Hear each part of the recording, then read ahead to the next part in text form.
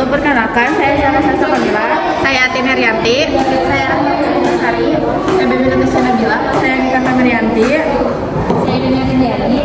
Saya Razkia Dewi Minati. Dalam status kepegawaian terdapat Undang-Undang Ketenagakerjaan. Diatur dalam Undang-Undang Nomor 13 Tahun 2003 tentang Ketenagakerjaan.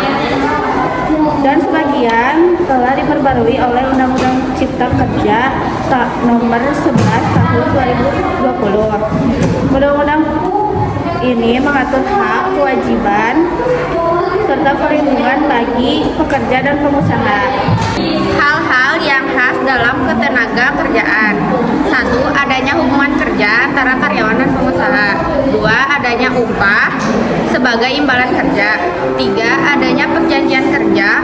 4. Perlindungan dan jaminan sosial bagi pekerja. Dia yang boleh bekerja berdasarkan pasal 680/13 tahun 2003, usia minimal boleh bekerja adalah 18 tahun. Usia maksimal bekerja tidak ada batas maksimal pasti, tetapi biasanya usia pensiun ditetapkan sekitar 55 sampai 60 tahun, tergantung aturan perusahaan atau jenis pekerjaan. Ini ada hak karyawan, di antaranya menerima gaji dan upah sesuai perjanjian, mendapat perlindungan, jaminan, keselamatan dan kesehatan kerja, mendapat waktu istirahat dan cuti, mendapat kesempatan untuk mengembangkan karir, yang terakhir diperlukan secara adil tanpa didiskriminasi. Dan juga kewajiban karyawan dibagi menjadi 5. Yang pertama adalah melakukan tugas dengan baik dan penuh tanggung jawab. Yang kedua adalah mematuhi peraturan perusahaan. Yang ketiga, menjaga nama baik dan hasil perusahaan. Yang keempat adalah integritas kerja dengan bijak. Yang terakhir adalah menjaga disiplin dan etika kerja. Dan juga status hubungan kerja dibagi menjadi 2, yaitu karyawan BUMN dan 2 karyawan swasta. Karyawan BUMN terbagi 3, yaitu karyawan tetap, karyawan kontrak, karyawan outsourcing. Dan yang kedua, karyawan swasta dibagi menjadi 4, karyawan tetap swasta, karyawan kontrak swasta, karyawan freelance, karyawan tidak tetap. Selanjutnya ada buruh pemerintahan.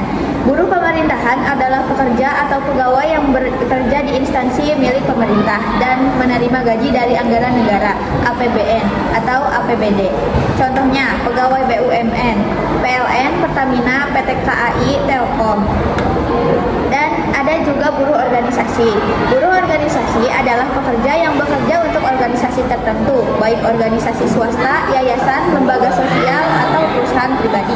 Contohnya seperti karyawan swasta, Alfamart, Indomaret, Indofood, BCA, pabrik, dan toko lainnya.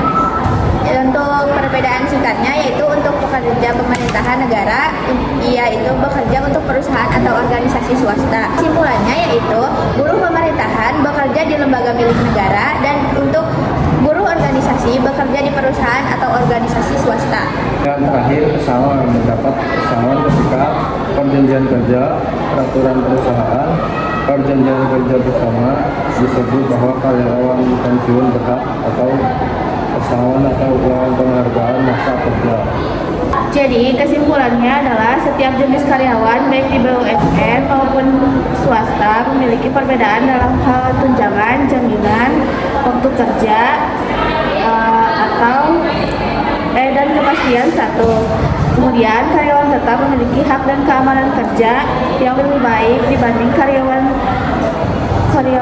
kontrak, freelance, atau outsourcing yang bersifat sementara atau fleksibel. Sekian presentasi dari kami. Assalamualaikum warahmatullahi wabarakatuh.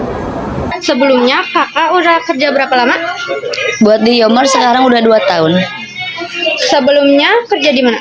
Sebelumnya di PT Gria, itu di bidang marketing. Tunjangan atau jaminan apa yang didapat? Untuk saat ini dikarenakan kan baru 2 tahun, jadi belum punya tunjangan. Soalnya kan masih status magang juga. Apabila keluar atau di PHK, apakah dapat pesangon? Kalau misalnya keluar, misalnya kitanya punya problem, tentu nggak ada pesangon sih.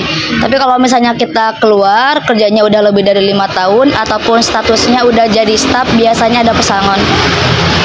Usia minimal dan maksimalnya kerja di sini? Untuk usia minimal sebenarnya kan kalau keluar SMA ada yang 17 atau 18. Kalau buat maksimal di 23 atau 24 gitu. Terima kasih ya Teh.